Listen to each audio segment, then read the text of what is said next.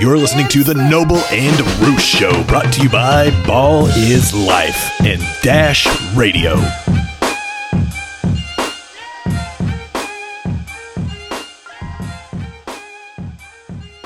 Welcome to another episode of the Noble and Roosh Show, hosted by Ball is Life. I'm your host, Roosh Williams, with my co-host, Zach Noble. And today we're back with another episode. We have Grant Williams of the Boston Celtics in the building. Grant, thank you for taking your time to spend with us today. How are you doing? I'm doing well. Thanks for having me. Just excited to be on the pod and let's talk about a little convo about the season, what's going on this year. There we go, man. For those who pumped to have you. For those who are listening to audio, Grant's wearing a Tennessee shirt, so he's obviously ready for March Madness, which we can touch on later.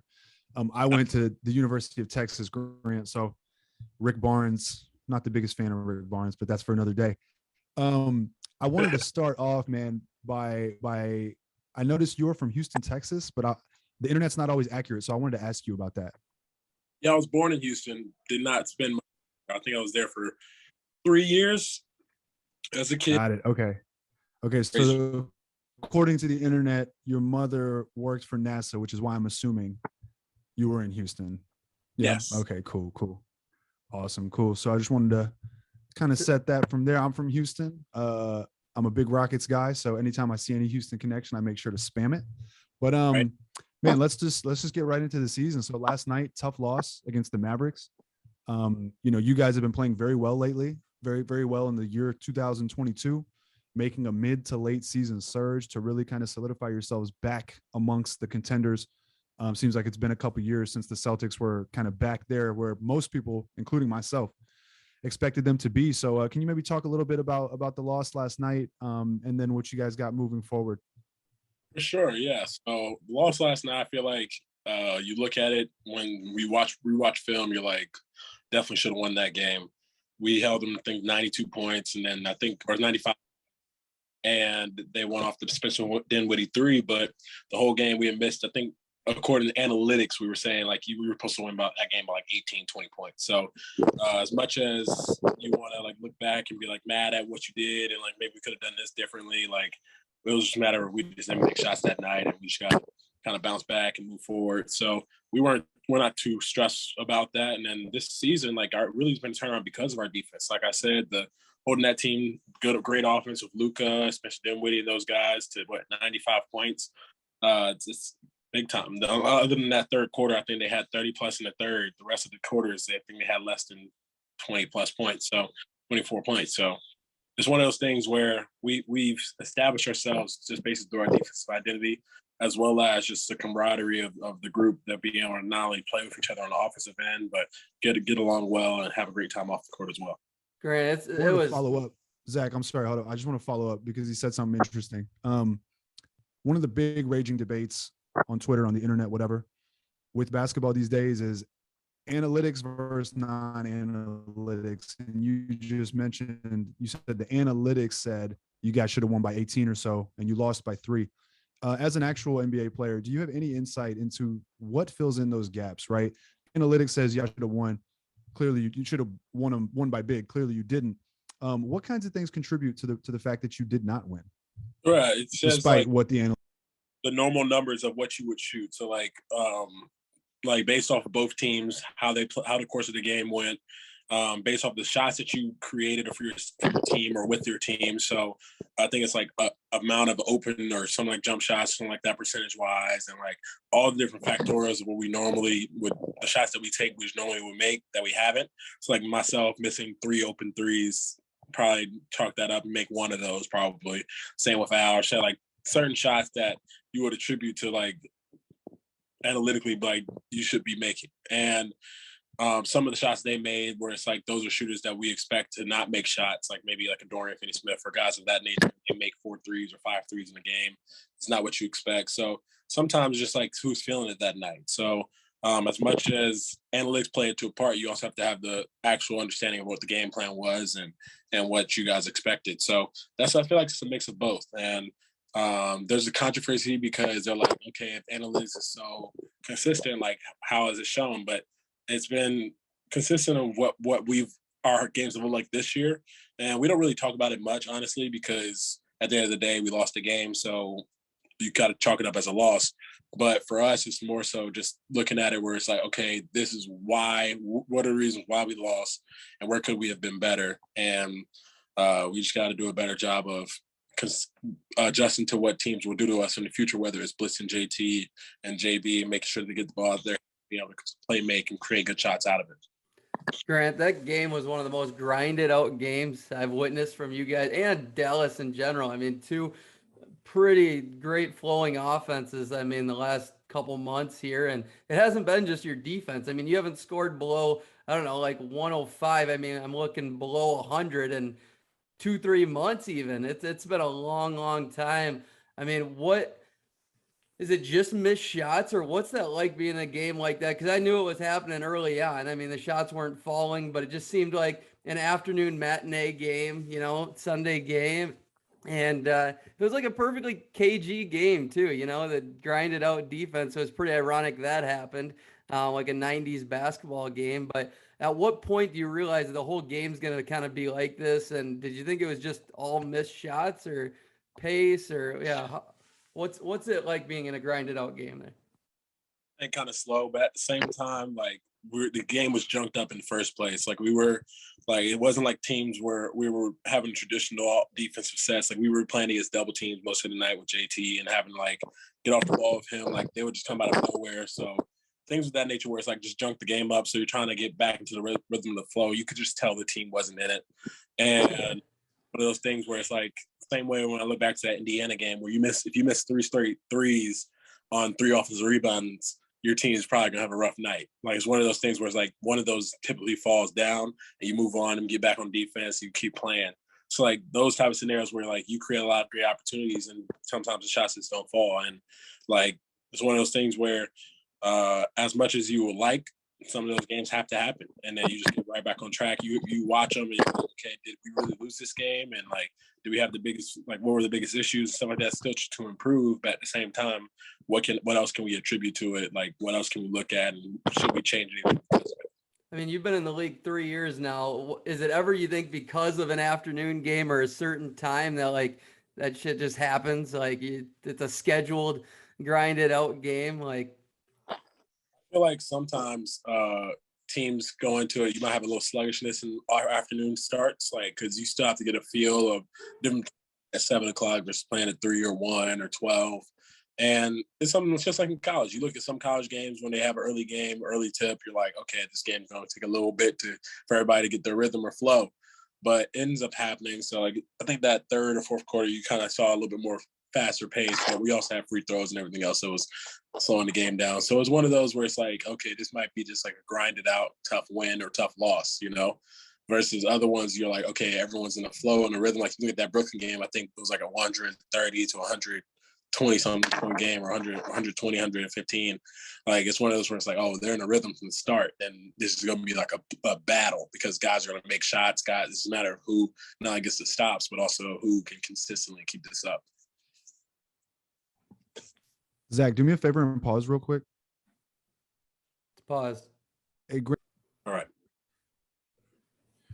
So Grant, moving forward, man, you guys have the Warriors, Kings, Nuggets, Thunder, Jazz, Wolves, Raptors, and Heat to round out the month. Kind of a balanced schedule. I mean, obviously you're going to have tough games with the Warriors, the Nuggets, maybe Zach's Timberwolves, Utah, and Miami, and Toronto all present challenges. And then maybe you'll get a couple relatively easier ones with the Kings and the Thunder. But you guys are in position, if you continue, on the path that you're on, you guys are in position to really close in on a top 3 or 4 spot. You're only 4 games out of the first place. You're only a game and a half back from Philly for the 2 spot. So can you kind of speak to the confidence and just the overall aura, vibe, approach, level of focus, all of those kind of cliche terms, but how it relates to you and what's going on inside the locker room as you guys kind of head down the stretch to close? For sure. In regards to especially the stretch, we knew this March month was going to be competitive. We were talking about it prior. We were like, this is going to be that month that you're going to have to make or break this team, and we're excited for it because we don't back down from competition. We know this is the playoff race moving forward, and honestly, we were just super pumped to play these teams because this is where you kind of like make your mark and show that you're competitive and contender. So going to the playoffs, we don't really look to seeding much. We just kind of like take each game as one. And we know that, especially this next stretch, you have a Warriors team, a new look Sacramento team. You have OKC, who's been up and down throughout the year, but has beaten some great teams that also lost some bad games, but they've also beaten like the Nets and other teams of that nature. And then you have like Denver. Those are just our next four, who are some of the top teams in the West. And then you go down to the East and you have the Heat and those games in the back half. And you're just like, okay, this is gonna be fun. And we know we match up well with everyone, and we would go to war with each other no matter what. So it's just one of those things where we're prepared and trying our best to take it night by night and not look towards the future, whether it's playoff seeding, whether it's matchup, whether it's anything. We're just focused on the day to day. Wait a second. You're talking like you've thought about the schedule in advance and you understand like the road trips. And so it's not just a night to night thing. You're planning in advance, like the teams you got and the outlook you have. I do it. I do it just because it's not. I love basketball. I keep up with scheduling. I keep up with who's playing who. So like, I do my best to know who we're playing next, but also just focus in on the team that we're playing now. So like, Golden State, this team is going to be different because Draymond comes back. You have a healthier team. Like Andrew may not have been playing well recently, but when Draymond plays and he played, he's a completely different player. Oh, same with Clay. Like they're still finding their rhythm. So it's going to be good to be able to play them at the Chase Center too, another crazy home environment. So it's all those things that you kind of attribute. Same with the Sabonis Kings, and hopefully they're healthy when we play them as well. So it's just exciting to see these games moving forward and continue that. I love it, man. I honestly don't hear of too many hoops heads anymore. Seriously, like, I mean, our last so many guests, Roosh can attest to this, but a lot of guys just don't watch the game a ton much anymore, it seems like. And yeah, I mean, there's plenty of them out there, but I mean, guys we have talked to, I mean, don't live and breathe the rest of what's going on outside of their job at hand, in my opinion, is what feeling I'm getting about this generation. So it's a breath of fresh air hearing that from you. Breath of fresh air. For clarity, Zach's go. comments do not speak on behalf of Ball is Life. We'll get a disclaimer there. No, but so I was going to ask Grant, can you speak to? Let me finish. Go for it. I'm joking. No. Can you speak to the addition of Derrick White to the team? Because it seems like to me that the roster needed some type of spark off the bench that it was not getting, especially in terms of just kind of scoring and then occasional being able to handle the ball, maybe not like a traditional point guard, but just being able to have the rock in their hands.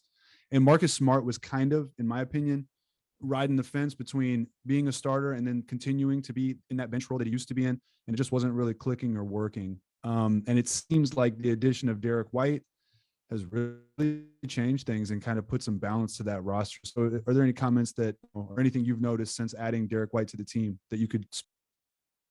I feel like a little bit of it was, and I'll speak positively, especially about Derrick, just because of the type of person he is, the type of player he is, the amount of value he brings both on the defensive offensive side of the ball, but also earlier in the season, like a lot of times we weren't healthy, so it was hard to kind of understand what rotation lineups looked like. So I remember when we first started to stretch and started the win streak, it was with Jay Rich and those guys, and we still had that same pop, but that's when we had Al back. We had our original starting five. We could play those rotations.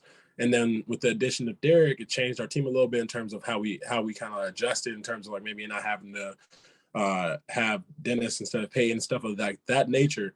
But he brings so much value because just not only the type of player he is, but the type of human being. He's such a valuable piece to this team just because every single day comes in with a positive mindset, attitude. He's joking from the get-go. The first day we met him, he was lighthearted, and everyone from the San Antonio staff that had been with him before said we're going to love him, and they were right. And he's been such a great guy. We've gone multiple dinners. We've gotten together where we've all just kind of like been able to connect and get to know each other. So it's very, very, very valuable thing to have a kind-hearted and like-minded guy like Derrick on the team. Who are you closest to on the team, you'd say, or is it a pretty tight-knit group overall? I feel like we're pretty tight-knit especially more recently with this group. This group has done a great job of just trying to get to know each other better, kind of breaking down barriers. So But if anything, like I've had relationships with most of these guys for the past Awesome. 2+3 years. So Jason's my guy, Aaron's my guy, Tice. Like I remember Tice is my vet, and now him coming back and seeing me perform and play the way I am now, the difference between the two is kind of amazing just to laugh and look back to back when I was a rookie, he was telling me to shut up and shut the heck up and all this stuff. Versus now, he's like, "Keep going, Grant. Like, keep shooting." Like it's kind of cool. It's cool to see. It's funny too because Tice came over from my Houston Rockets, and I forgot to mention him when I asked the question about Derrick. But yeah, Tice, the reunion with the Celtics. There was a clip that was floating last night from KG being back in the locker room, and when KG saw Tice, he goes, "Yeah, I knew that Houston shit wasn't going to work." So that was pretty funny. Did you catch Speaking that, of Grant? KG, Zach. I saw that clip, and I saw him tell Tice, "You got to talk more trash." Like That's on this podcast. Don't worry. Yeah, he said you need to talk more shit and stuff like that. It was kind of funny where he was like, "We need you talking more shit, Tice." It was kind of dope.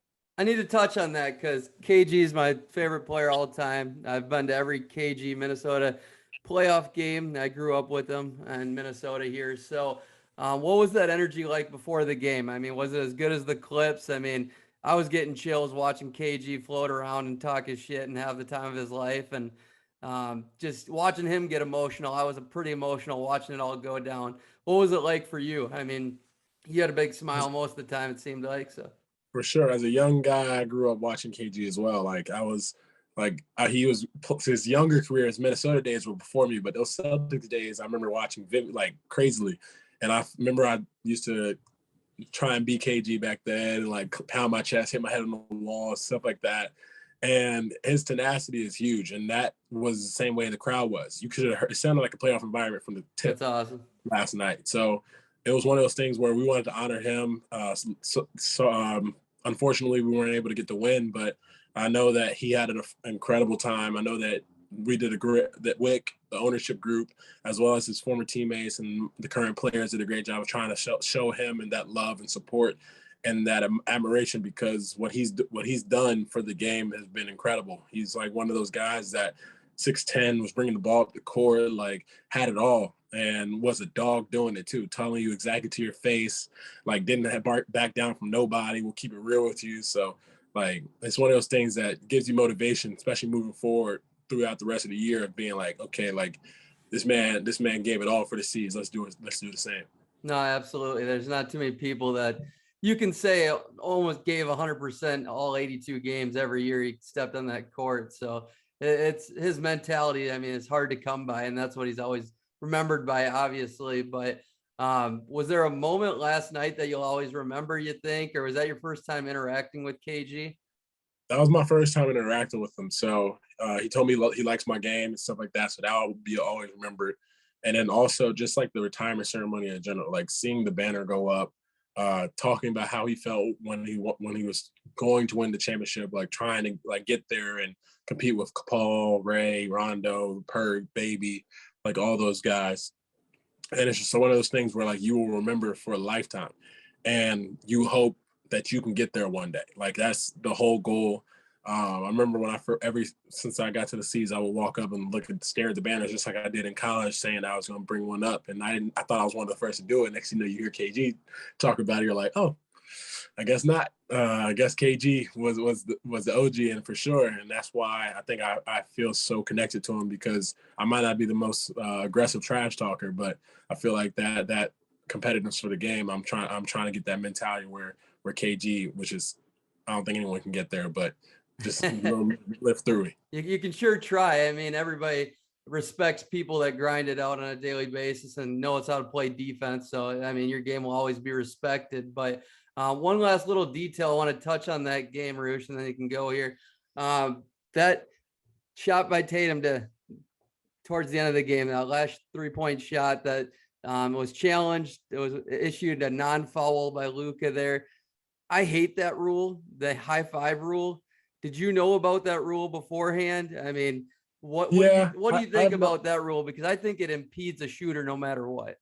I've known about that rule. I remember we challenged one prior in the season, I believe, when I kind of high five somebody and they call a foul on it. So you guys it's kind of one of those things where it's like, incidental or like how influential it was on the contact. So I think it's up to the referees, I guess.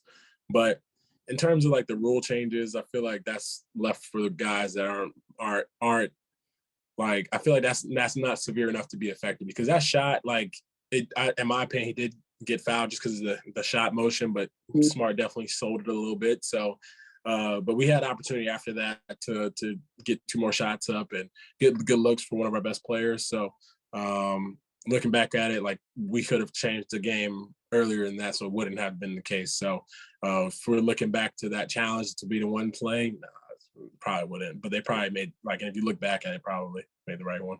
It's tough to blame one play ever. I get that. I mean, can't look at it that way, but I just think it impedes a shooter. I mean, you tell me, if somebody is that close to you and he hits your hand even after you release the ball, I mean, I don't know. How does that impact you as a shooter? There's tips and tricks to the game. Like, there's a lot of things guys will do. So, like, just like in high school when you used to run by and tap your teammate's shoe while you shot, like, just to throw off their mindset where it's like, oh, crap, like, oh, is he going to foul me or is he not? Same way tapping the hand, or like some guys, they might even like smack the back of your shoulder or do stuff where it's like it's already after the shot's done, but now you're thinking about it for the next shot. So, like, some of those things are strategic. Others, like, you kind of like, but as a shooter, you're just focused on making the shot. That's the number one thing, getting it off without getting it blocked. So at the end of the day, like, if you're allowing the hand tap to affect your shot after it's gone, like, you can't really focus on it much. Yeah, my biggest issue with all those types of foul calls is just the lack of consistency. Calling things by the book is one thing, but I feel like the NBA does a really poor job of, or at least NBA referees do a poor job of contextualizing, you know, when something actually affects the play and when it doesn't. And but we won't go into officiating. We're not going to get Grant fined as a result of this podcast. Get a $30,000 fine. That'd be rough. Paid for by Ball is Life. So, Grant, I wanted to talk to you, man, about individually your season. This is your 3rd season, I believe, in the NBA as a professional, and you're pretty much setting career highs across the board. You know, and you're shooting the shit out of the basketball. You are starting the most games you started, playing the most games, or playing the most minutes. I'm sorry, that you've been playing. You know, 2% from 3, 7.5 something points. Really starting to solidify your role and you know, earn your keep here in the NBA. So, can you kind of speak to, and also it's interesting for me because it's kind of come in between 2. If this was like a Venn diagram, right? Circle 1 would be young player emerging. Circle 2 would be coaching change. And I don't know how much of it overlaps. So I just kind of wanted to hear from you personally, like, what has gone in to this season being so far your best? Is it a mix of personal growth and coaching? Is there something on the development side that, you know, Ime Udoka has implemented, or roster, just anything? And interested to hear your thoughts on your own growth. Absolutely. So definitely a testament to the work that I've put in, and as well as like confidence that coach brings, and the ability, like, I feel like when you get more consistent minutes, consistent opportunity, you're bound to produce if you put in that time and that effort. So I remember in my first 2 years, you kind of in and out the rotation. You're just trying to like find your way and establish your mark within the league. I remember the first year I had success. I played well, especially an opportunity that I had. Second year was more up and down, even though I shot the ball decently well at 37 or whatever percent. It's one of those things where it's like still wasn't that much volume or opportunity. So it's like this is like probably the first year that I've been able to like truly have consistent playing time, consistent opportunity, consistent reps. So you're just trying to make best with what you're given. And that offseason programming, whether it was my shooting, working on the 3-point ability, as well as just playmaking after if they take me off the line. And I feel like that's been huge for my offensive progression this year, and then continually improving on the defensive end, working with my coach in the past, Brandon Bailey, before he was, you know, the Brad staff was gone, as well as Evan Brads and the guys I worked throughout the summer, Blake Boringer, Lethal, all the guys. It's just a matter of just trying to continue to get better and work on the things that I'll be known to be good at throughout the league, hopefully over the course of my career. I want to touch on Lethal. You were grinding with him, it looked like. What did you guys focus on exactly? I mean, you went from 25% your rookie year, 37%, now 42% from 3 this year, and the best fourth quarter shooter in the league, they're saying. I mean, the numbers are saying. Yeah, I was about to say. So honestly, luckily, I wasn't like a big time shot mechanics change guy. Like I wasn't like I remember even my rookie year. If you take out probably that 0 for 25, which is a significant start to the season. Like I What think was that like? What I was was about to say. that? Your rookie year, you come in and you shoot over 25. Like, what's going through your head at that point? I feel like you're just thinking about like make the next one because like it's not like you're taking 4 a game or 3 a game where you have multiple looks. So you're bound to like if you only shoot 1 or 2, like this is gonna keep adding up. So I remember I was like, dang, like have I shot like maybe have 1 attempt, and next you know you just missed that one. You got to move on to the next game. So and after that, after you saw that one go in, I think I shot like 30, 38 plus. I think whatever percentage after that, shot 50 something in the playoffs. So like they knew I could shoot. That's why they never told me to stop. It was just a matter of hoping that first one would go down. And then from then on, it's just Is it true Baines said something to you at that point in time? I read something on stupid Wikipedia. I don't know if that's true, but it says on there that Aaron Baines said something to you to inspire Grant Williams, the shooter. oh no. Baines wasn't even he on our probably team. he probably edited Wikipedia for that shit. I was about to say maybe the Baines Wikipedia is full of shit. Confirmed. Baines fan club probably hit that did that because yes, that's a real thing. Baines fan club. Yes, it's dope. He's a dope page though. So I if he did that, I wouldn't be mad. But yeah, it was just one of those things where it's about continuing to shoot. Same way like you go through slumps as a shooter. You have ups and downs. Like even right now, like I might be considered in a quote slump, but I'm bound to just keep shooting and knowing that the work is going to show and everything levels back to the mean. So it's like that's what I thought throughout that whole process is I'm a good shooter. I'm going to keep shooting. And now it's just a matter of getting more volume, more opportunity. Is there a player, real quick, Roosh, is there a player on the team you think that helps you get the best looks? Is there one player that you work off better than anybody else? I feel like I'm kind of like that guy that kind of works most, but JT, the camaraderie, like he kind of knows where I am at most times, and he does a great job of finding me, even through double teams and stuff like that. So he does a great job of setting me up well. JB has done a good job, especially more recently, of putting me in spots to be successful. So I feel like especially those two guys that have the ball in their hands, you know, they're the ones making all the plays and opportunities. So everyone else, we kind of like float around and do our jobs, but they've been doing a great job of playmaking, especially over this past couple months. Yeah. So shooting is one of my, I mean, it's my favorite part of basketball. Well, that's not true, but I love to talk about it because it's such an emphasis in today's game and efficiency and all this stuff. And I don't think a lot of people that have like no experience hooping understand just how it's like about the slimmest of margins, right? It's about rhythm. Like a guy like you, right? You started over 25, 2 years later, you're shooting 42% on 2 attempts a game, right? So it's really, that first season is not, it's not like you made this huge leap. It's more so like, in my opinion, you were missing by the slimmest of margins and then you fixed it and corrected it. So 2 questions. One, and we also recently had Corey Kispert of the Wizards on here, and he's a sharpshooter. And he struggled to start the season, and he kind of detailed some of the things that he adjusted and then got on track. But 2 questions. And he got better after the show. Of course, that happens to everyone, Grant. So you're about to be averaging 15 a game next season, just so you know. But I'm just kidding. But 2 questions. One, can you talk a little bit deeper about working with Lethal? Because his videos are just mesmerizing to me. Like I've been in a bunch of gyms, I shoot, but I've never seen somebody shoot like that. It's ridiculous.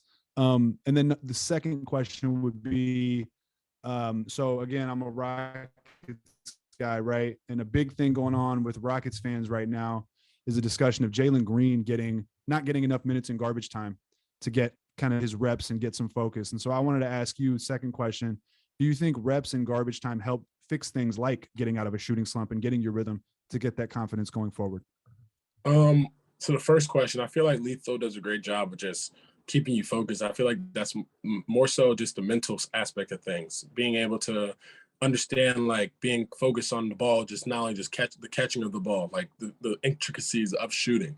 And that's what I think he does a great job of, is just understanding that each shot is its own shot. So shoot it like like if you catch the ball with your right hand, you got to be able to get it right to your spot and be able to knock it down. Same with left, looking, using your eyes, using your hands, using your feet. So like that's where I feel like we've kind of grown, is where we just kind of like different passes, different reads, like, because you're not always going to get the best passing game. Not every pass. People always practice shooting by just getting the best pass with the seams in line, everything like that. You can work on that, yes. And that's probably the basis. But as years go on, like you see JJ Redick, he's coming off the screens and that ball might be above his head and he still has to shoot. Same with Klay Thompson, all the best shooters. Do you practice catching it like out of the pocket, like off on your hip or whatever, things Yeah, like that? absolutely. Just to kind of get you even in my pregame routine, you have good passes and you have two good passes and I have a terrible pass. So you might throw it at my shins or you might throw it at like high in the air, just to like a slow pass. Next thing you know, you're expecting to come at this pace. Next thing you know, it comes, you have to wait for go grab the ball and shoot it. So like that's all things you got to work on as a shooter. And then in regards to the second, in terms of garbage time, I was in a position where I was like, I didn't play garbage time much, which is weird to say because like I was somewhat in the rotation, but I also was somewhat like not playing my first 2 years. So it was one of those things where it's like, we can't really play Grant in the garbage time because he might play tomorrow. He might play 20 plus minutes. So like, in my opinion, I feel like the best reps come in the live action game, but not necessarily because sometimes garbage time is just like guys barely playing defense, like barely, like you don't really see guys playing full coverage, like, or it's just not the same basketball that you would play in a regular game scenario. So like, I feel like Jalen's whole thing would be is just like continue to the beginning of games and the middle are the most important sectors, because if you put him in with those last couple of minutes, you're playing against the third or fourth group that typically doesn't maybe not practice with team or have the same coverages or used to playing a certain way inside Maine compared to, or like say our G League team with Maine, the Celtics versus the Boston Celtics, and you have a different, like it's just a different feel. So I think garbage time helps in terms of like maybe understanding like the defensive side of the ball in terms of like, all right, now this is the pace people play. You're running, you can get in front of them, but offensively, I feel like it's always about like you want to play against the best players and the best defenders. So like I think that's what a guy like Cade has done a great job of this year. Is like in the beginning he struggled, and as time is going on, you've seen that he's been way more paceful. He's been way more consistent, and he's been able to use. But he's also a little bit more different just because of his body makeup. Jalen's probably going to put on probably 20 plus pounds in the next year and a half, 2 years, and he'll be more. He's still 18, 19 years old. So as rushful as the process may be, sometimes it's just like, all right, let this guy develop. And he's had some incredible nights, incredible games. So I think that as time goes on, he'll start feeling the flow of the game, understanding exactly where his shots are going to come from, exactly what it's going to be like. Because I look at Zach LaVine, similar to that of Jalen Green, where Zach, his first couple of years, he was a streaky scorer, but then next thing you know, he gets to all-star capabilities in a matter of like 4 or 5 years. So it's dope to see. Yeah, a lot of fans like to rush the process and put these guys in a boomer bust right off the bat rookie year. And that's what my least favorite part about the NBA and fandom is the instant gratification. Everybody just expects things right away. And if you look at your career, I mean, it's just all coming with opportunity. I mean, you're growing with your opportunity, and your stable minutes is the big thing. You're up to 24 a game now. And it's even just consistency throughout the year, like you noted earlier. But what's next for you? And then we'll get you out of here after a couple more. I know we're coming up on time, but what's next for your career here? I mean, do you think it's just growing in this role? You know what you're going to be going forward, or do you think you have a lot more to give? I feel like I have a lot more to give. It's one of those things where I feel like you work night in and night out to continually improve. So I think right now I'm known as a kind of the 3-point shooter, defender, versatile guy that can guard 1 through 5, like, and then you kind of be more of a ball player rather than just a shooter. It's like, now it's like, okay, you close out on him. He's blew by your closeout, making the right read. Okay, now you can't close out as hard. Next, you know, splash in your face. All right, now it's like, okay, we're closed out in the right way. He made the right dribble move, maybe went to a handoff, fake handoff, or he's involved in actions like pick and pop. So I feel like there's a lot of improvement because right now it's more spot up and off action and be the receiver. And then there's guys that are like the playmakers where you're now in the action, you screen, you're in the short roll, you're making the passes, you're making the reads, as well as doing the stuff that you normally do. So I feel like that's kind of next steps is that, and I think that's probably next year, because especially with the role I have on this team and everything else, you kind of are focusing on what it takes to win now. And then next year I'll continue to work and continue to show the ability that I have. And I think as trust grows, Ime will continue to trust me. And I'm excited just to see how the progression looks. You definitely can guard 1 through 5, but what's the hardest position for you to guard, you think? Where do you got to grow the most? Probably one, just because shifty, like not one as in like bigger ones, like the Hardens or guys of that nature. It's more so like the Darius Garland and like the CJ McCollum or Shifty guys mofos. shifty, like time, like smaller, Quick like twitch. quick twitch, because you can be jumpy at times, especially if they can shoot. If they can't shoot, they're pretty easy to guard just because you can back up, give them space. Like versus like the ones who can really are dynamic and pull up from deep, but also kind of pull up, get you in the mid range floaters, like the Trays of the world. Like you just have to do a good job of staying square. So that's where I've improved. I feel like throughout the year, and I think I guard. I think every position at percentage wise the same amount. Like I think it's like 20% each position. And I do a good solid. I think it's like the sixth most versatile defender or something like that. So I just try my best to continually improve on that side of the ball as well as on offense. So you're more impactful against Embiid right now than you are Steph Curry, you'd say? I feel like, yeah, because I did Embiid's probably a tough example just because he's probably impossible to guard one-on-one by anyone. But for definitely the normal fives. Those are like the two extremes. Yeah, the two extremes. The two extremes, I feel like running around chasing Steph on those screens probably is my virtue yet, versus guarding and banging is probably the thing that I'm probably better at right now. So we'll get a couple more questions in here just off the court, and then we'll get you on your way. And again, thank you for your time. We appreciate it, man. So let me ask you, y'all got the Warriors on Wednesday night, on ESPN, by the way. So Tuesday night, you're in the Bay, you're in your hotel, wherever you're at. What does Grant Williams do on the road, chilling night before the game when there's no team obligations or anything? Like what is your nightly outlook?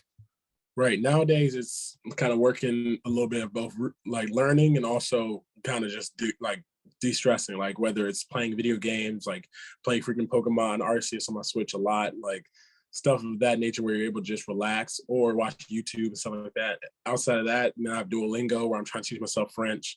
Like I just started that last week or so. So just working that to hopefully get another language in, and then just a kind of mix of variety of things. Maybe you go to dinner with a teammate, or maybe you go with like friends that you have in the area. So it's just a matter of trying to take your mind off of the day before so you can focus on the day after. Because when the game days come, you want to be locked in the full course. Are you a foodie at all? Like when you go to different cities, are you like looking for food specific to the city and exploring, or do you just kind of have, is that like not really on your plate, on your agenda?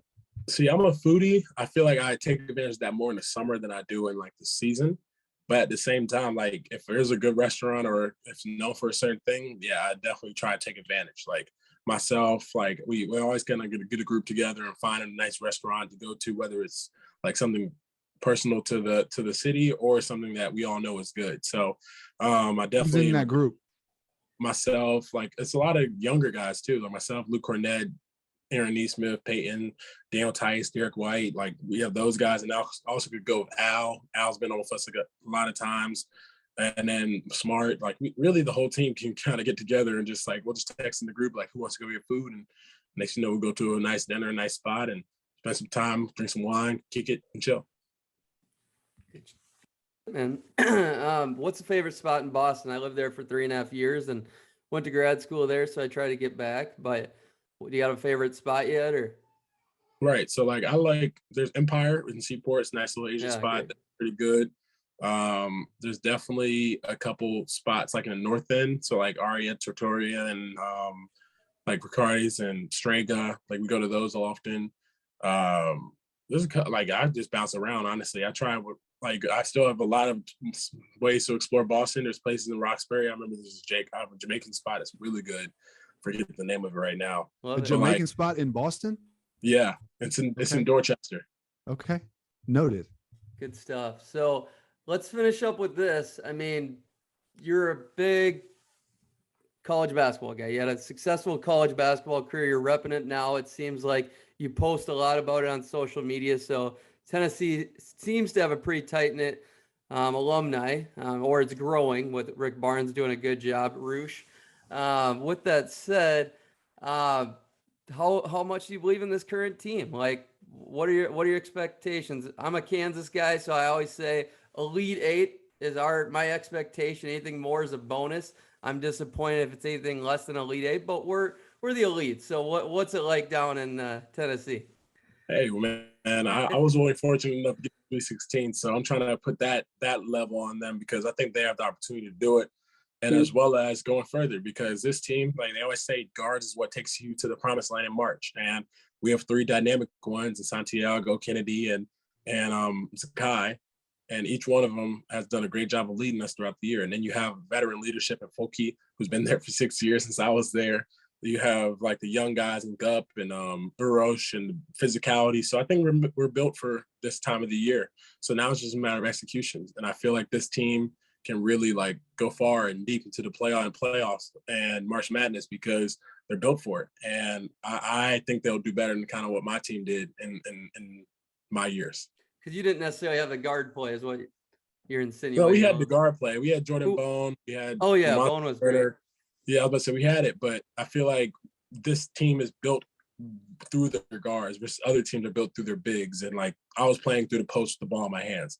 To me, those teams aren't the ones that go deep into the playoffs just because like sometimes the pace of the game changes. Like Carson Edwards beat us not because necessarily they were the better team or better. It's just kind of how just caught fire. That was an insane March Madness goes, like for some reason, that's why they always say guards, rather than playing through your post. Like Iowa didn't make it far with Luka Garza. Like you have teams, you look back and you're like, dang, that Virginia team was all guards. They weren't playing through their post team. Like, so I always bet against the teams that are like post dominant.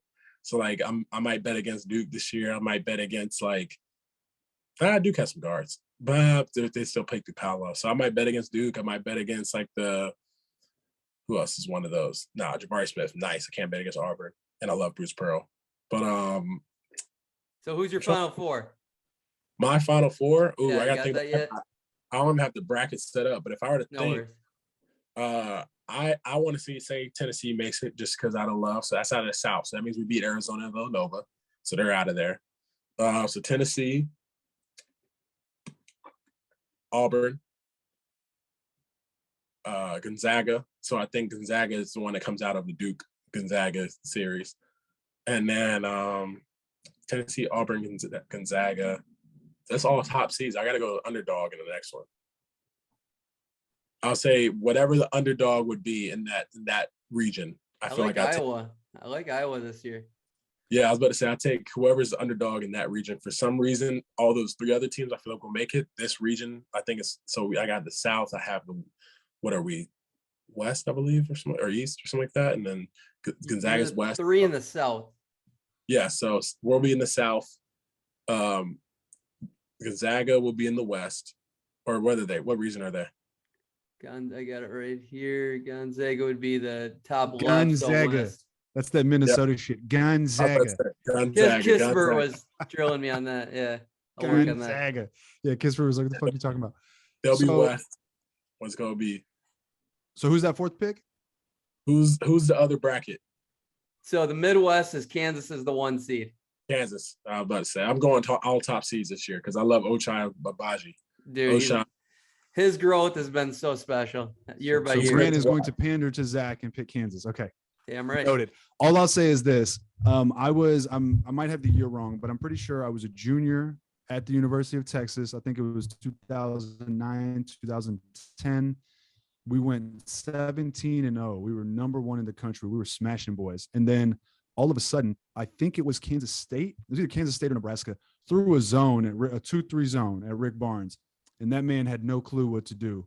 And that season crashed. And they ended up getting bounced in the first round of the tournament. And I will never in my life forget that. I watched a lot of Rick Barnes basketball at Texas. Many complaints. I'll save some of them for this show. But I'll just never forget that. I remember thinking, yo, you're Rick Barnes and you can't handle the 2-3. That's insane. But he's probably grown since then. I'm about to say, I think it's been enough years. I feel like he got 15 years later. Bro, I remember in the summer, he spent the summer with like the Utah Jazz, like coaching staff. It was this big, thing that he did to learn some adjustments. And in my head, I remember I was like 20 or 21, just thinking like, you got to be fucking kidding me. Let me just say, LeBron struggled with the zone in that Dallas series, so he learned well enough how to pick it apart. That's a good point. That's an intelligent. I'll grant you that, Grant. Grant went 0 for 25 to start his career. I mean, come on. It was just crazy, man. They had so much talent. They were thumping teams, and then boom, 2-3 zone. Couldn't even pop it. No one to flash the middle. Yeah, Damian James. Anyways, so last question. We ask everybody this, Grant. And again, thank you for your time. Wonderful conversation. We appreciate you. And I'm rooting for this. Jason Tatum's my guy, so I am rooting for the Celtics. And my son's name is Boston. There you go. Oh, no. And so, little Bo Noble. So we ask every single person that comes on this. Last week we asked Cassidy, and it got a little sentimental. So I'll modify the question just a little bit to make it clear. You can go to dinner with 3 people, dead or alive, doesn't matter. We'll try to not use family members. So anyone not a family member, dead or alive, you go to dinner with 3 people. Who are you choosing and why? All at the same table, by the way. And don't worry, everyone takes a second to think about this. Everyone pauses and thinks. I gotta go with I feel like the GOATs in each industry, you know, the Michael Jordan. Okay. This is the next one. Robert Smith for me. He's a very influential Black businessman. He's probably gonna be the first Black business owner to own an NFL team. So I feel like he's another one. Okay. There's a lot of Robert Smiths. So what's his industry? He's NFL owner. Yeah, he'll end up being an NFL Not owner. yet though. He's basically does hedge funds Okay. and work. Yeah, There we go. tech industry. And who would be my third? Do I want to go mute entertainment or do you want to go? I'm sure him and MJ know each other somewhere. Probably Barack. I was gonna say Back to back. but they're all. You don't want to pick anyone who's deceased. You don't have to. I'm pretty good with the ones that are alive. Yeah, I feel like those are my three. MJ, Robert Smith, President Barack Obama. That's good. That's pretty solid. Influential and wealthy table. And just to confirm, Michael Jordan is your GOAT. Well, Michael Jordan is my GOAT. Yes. did he stutter? Absolutely, he did not, and that's the correct call. All respect to LeBron, of course. All respect. I feel like there's 1A, and he's like a 1B. 1C. That's One exactly A. what I say. It's 1A and 1B. I agree with that. But it's 1A for sure. It goes Jesus, Black Jesus. You know, it's like one of those. What about Anthony Edwards, the new Black Jesus? I don't know if he has that nickname for any means. Hey, no, he actually declared himself Black Jesus just a couple I was weeks about to say, ago. Zach, you need. I'll have to send you that clip, Grant. It's his hilarious. character is hilarious, and I feel like I wouldn't expect anyone else to say that. No. He's got to be. Do you think he's one of the best characters in the league right now? Oh yeah, he's definitely a goofball. He's definitely one of the ones that you every interview I want to be tuned in because he could say something that could be like the quote for the year.